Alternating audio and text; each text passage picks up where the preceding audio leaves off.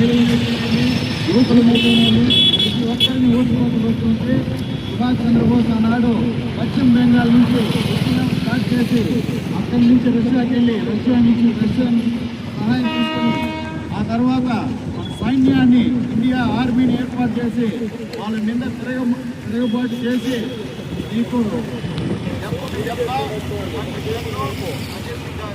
ఏర్పాటు చేసుకొని వాళ్ళకి మన ఇండియా పవర్ అంటే ఏంటి ఇండియా మహానుభావుడు ఆయన యుద్ధ ఫలితమే ఈరోజు మనం స్వతంత్రం అనుకుంటుండేది.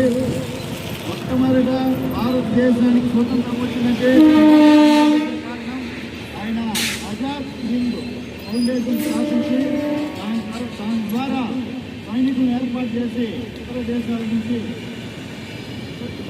సహాయం పొంది ఆయన మన దేశ సైన్యానికి చిన్న మంది సైన్యం కూడా మన సుభాష్ చంద్రబోస్ ద్వారా వచ్చింది. ఆ పరంపరే సాగుతున్నది.